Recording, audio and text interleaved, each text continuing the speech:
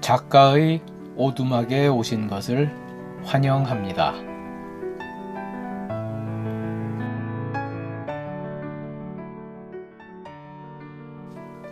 제가 쓴 소설을 직접 읽어드리는 오디오북 소설 붕어빵입니다.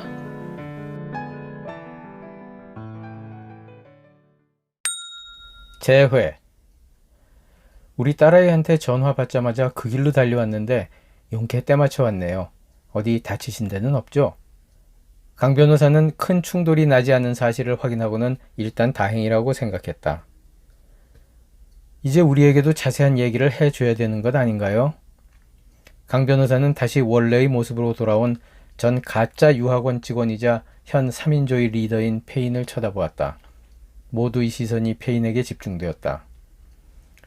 페인은 그간의 과정을 군더더기 없이 일목요연하게 설명해 주었다. 물론 이 모든 일의 책임은 자신이 질 것이니 다들 협조해달라고 거듭해서 신신당부했다. 그리고 어린 가부키를 끌어들인 데 대해 강 변호사에게 사과했다. 페인으로부터 지난 며칠간 어떤 상황이 벌어졌는지 듣고 난 사람들은 참으로 오묘한 표정들을 지었다. 황당무계한 것 같기도 하고 아닌 것 같기도 하고 무모한 짓 같으면서도 꼭 그런 것만은 아니라는 생각도 들고 괜한 일을 벌인 것 같으면서 또 해야 할 일을 한 것 같기도 했다. 다들 나름대로의 생각에 잠겨 한동안 말이 없었다. 자, 어쨌든 이 일은 벌어졌고 이제 어떻게 하실 계획인지 드러나 봅시다.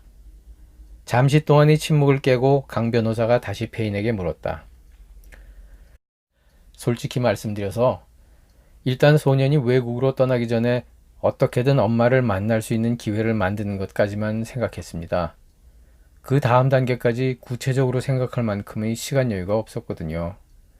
일단 거기까지만이라도 해놓고 그 다음에 다시 생각하려는 게 제가 계획한 전부입니다. 어쩔 수 없이 다시 지금의 부모가 데려가든 멀리 유학을 보내든 그런 안 좋은 일이 벌어질 때 벌어지더라도 지금은 무조건 두 사람을 만나게 하는 것이 최선이라고 생각했으니까요. 이런 식으로 이별을 준비할 시간도 아무런 기약도 없이 강제로 두 사람을 갈라놓은 게 벌써 두 번째 아닙니까? 있을 수 없는 일 아닌가요? 그의 이 말이 모두의 가슴을 뒤흔들었다. 있을 수 없는 일이 틀림없었다. 그리고 변호사님이 말씀하신 것처럼 현행법에 저촉되는 측면이 있긴 하지만 그래도 일단 어떤 근거라도 확보하는 차원에서 유전자 검사를 해서 두 사람이 친모자 관계라는 것을 입증해 놓아야 하지 않을까요? 나중에 활용을 하든 못하든. 강 변호사는 속으로 되뇌었다. 이제라도 법률 타짜가 되어야 할 모양이다. 밖을 흘낏 내다보면서 말했다. 그나저나 이왕 여기까지 왔으니 일단 엄마와 아들이 만나도록 해주어야 하겠는데 저 사람들이 그렇게 호락호락하다고 볼 수는 없겠죠? 카페 밖으로 쫓겨난 일당은 어딘가와 연락을 주고받은 후 어디론가 사라졌다. 정확히 말하면 사라진 것이 아니라 이쪽 눈에 띄지 않을 뿐이었다. 고시원 청년이 바깥에 나가 한 바퀴 돌아보니 예상대로 선글라스 등이 인근에 숨어서 감시를 하고 있음이 확인되었다. 그들은 소년의 엄마를 24시간 따라붙을 것이 분명했다. 누구도 입에 올리지는 않았지만 이제부터가 본격적인 상황의 시작임을 직감했다. 엄마와 소년이 무사히 다시 만날 수 있는 방법을 찾아야만 했다. 소년을 빼내오는 것까지는 3인조의 비밀 임무였지만 지금부터는 모두의 일이 되었다. 그 시각 가부키와 소년은 대덕연구단지 부근의 한 아파트 거실에서 어떤 젊은 부부와 마주 앉아 있었다. 참 별일이네. 그 친구가 나한테 이런 부탁을 다 하고. 여하튼 얘들아, 우리는 그 아저씨 대학 동기 동창이고 오래전부터 아주 친한 사이야. 그 아저씨가 결코 나쁜 짓을 할 사람이 아니라는 걸 알기 때문에 영문도 잘 모르면서 너희를 잠시 보호해달라는 부탁을 흔쾌히 들어준 거고. 얼마 동안이 될지 모르지만 여하튼 편히 있으렴. 가부키와 소녀는 두 사람의 환대에 긴장이 좀 풀렸다. 약간 마음의 여유가 생긴 가부키는 그제야 주위를 두리번거렸다. 거실을 빙 둘러싼 책꽂이에 엄청난 양의 책들이 꽂혀 있었다. 거의 대부분이 영어로 쓰인 책들이었다. 가부키는 페인이 이런 학구적인 분들과 친구라는 사실이 도저히 믿어지지 않았다. 우선 몇 명이나 달라붙어 있는지 확인해보고 그 상황에 맞춰 계획을 짜는 것이 좋겠어요. 이제 요원들이 좀 더 보강된 상태에서 다시 특수임무의 선봉에 서게 된 페인은 사람들을 둘러보며 낮은 목소리로 말했다. 페인의 주위에 바짝 붙어 앉은 요원들은 한동안 은밀하게 뭔가를 쑥덕이더니 헤어져서 각자의 방향으로 흩어졌다. 붕어빵 판매대를 접은 그와 카페 문을 닫고 나오는 주인이 마주 섰다. 뭔가 의미심장한 눈빛을 교환한 후 그가 말했다. 슬슬 가시죠. 두 사람은 평소 하루 일과를 마친 그가 순찰하는 길을 따라 나란히 걸었다. 잠시 후 어두운 그림자들이 약간의 거리를 두고 그들의 뒤를 따르는 것이 보였다. 또 다른 그림자들이 역시 약간의 거리를 두고 앞의 어두운 그림자들을 따르고 있었다. 두 사람은 천천히 걸었다. 그러다가 어느 지점에서는 멈춰서서 플래시를 켜서 여기저기를 비춰보기도 했다. 쓰레기를 모으는 곳, 차가 소방도로를 막고 있는 곳 등에서는 뭔가를 뒤적거리기도 하고 사진을 찍기도 했다. 그들은 이런 일을 한동안 계속했다. 정말 놀랍네요. 카페 주인이 감탄하는 말투로 말했다. 거의 매일 이렇게 다니신다는 말이죠? 그는 그저 가볍게 고개를 끄덕였다. 우리가 10년 동안 알고 지낸 사이가 맞기는 하죠? 그녀의 말에는 약간의 농담기도 섞여 있었다. 어두워서 잘 보이지는 않았지만 그는 아주 희미한 미소를 살짝 비쳤다. 그때 문자 메시지가 왔다. 페인이 보낸 것이었다. 아직까지는 총 2명인 것으로 보임. 좀 더 관찰할 테니 계속 진행 바람.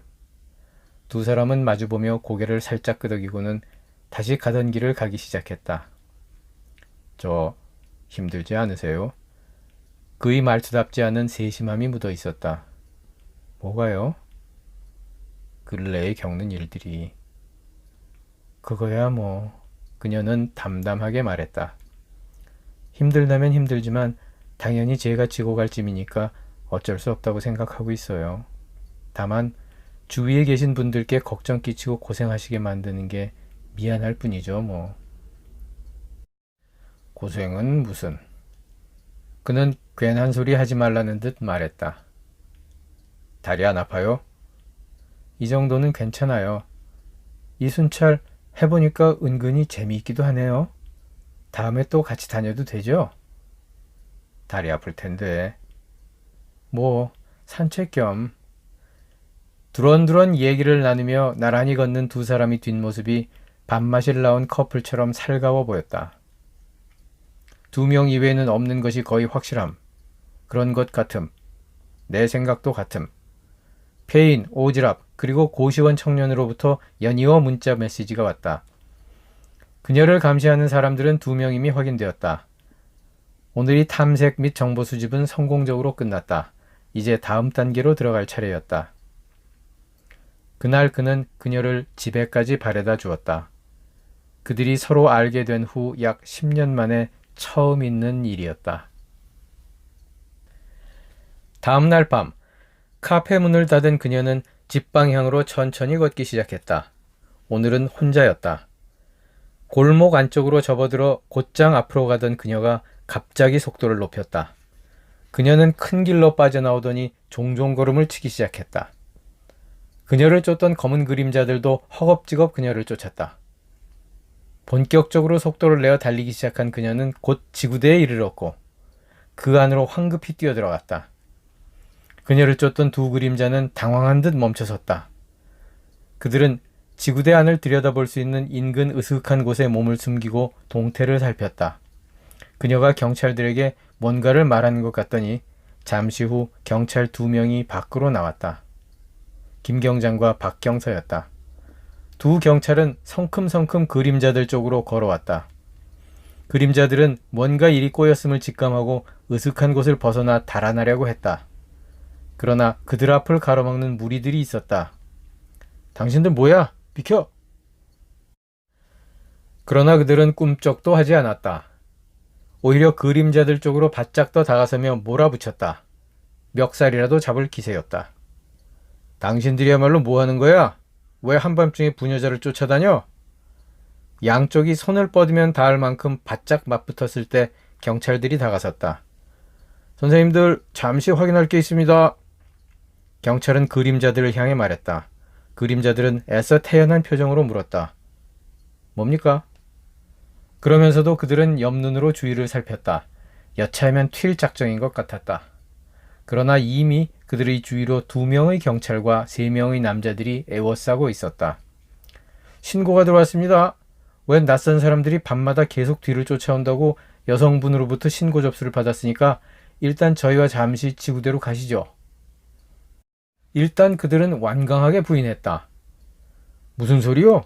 여자를 쫓아가다니? 우리가 왜? 누가 그런 소리를 해요? 그러나 경찰은 들은 척도 하지 않았다. 방금 우리가 신고 접수를 받았고 그분이 지목한 사람들이 바로 2분입니다. 정황상 조사를 할 수밖에 없으니까 잠깐 갑시다. 2명의 경찰이 각각 그림자 1명씩의 팔을 잡았다. 그림자들이 얼굴이 굳어졌다. 같이 들어가실 건가요? 김 경장이 3사람에게 물었다. 그럼요. 우리가 이 사람들이 수상한 짓 하는 거 다 봤고 증거도 가지고 있는데요. 우리가 증인이에요. 폐인이 전화기를 꺼내 들고 헤헤 웃었고 고시원 청년과 오지랖이 우리도 여기 있다는 듯 늠름하게 서 있었다. 그림자들은 낭패라는 표정을 지었다. 지구대 안에는 카페 주인과 함께 붕어빵 아저씨가 나란히 앉아 있었다. 그는 이미 와 있었던 것이다. 자, 2분 이리 앉으세요. 신분 좀 확인해야 하니까 신분증 먼저 주시고요. 김 경사가 그림자들을 상대로 조사를 시작했다. 증거 있다고 했죠? 줘보실래요? 박 경장이 폐인에게 물었다. 폐인은 전화기를 내밀었다. 재생한 영상에는 어두워서 희미하기는 하지만 그림자들이 남녀를 쫓아다니는 과정이 확인 가능할 정도로 찍혀 있었다. 긴장한 표정의 한 그림자가 말했다. 전화 한 통 하겠습니다. 슬그머니 일어나려는 그림자를 김 경사가 제지했다. 여기서 하세요. 의자에 앉은 채 여기서 일어나지 마시고. 그래도 전화 잘 걸리잖아요. 바로 그때 카페 주인이 김 경장에게 말했다. 저 도저히 가슴이 떨려서 안 되겠어요. 아무래도 응급실에라도 가봐야 할 것 같아요. 진정이 안 되고 점점 더 울렁거리는 게 심해지고 있어요. 그녀는 울먹였다. 저런, 그러면 일단 그렇게 하세요. 걸으실 수 있어요? 힘드시면 순찰자로 모셔다 드릴까요? 아니면 구급차 불러드릴까요? 걱정스러운 말투로 박 경사가 물었다.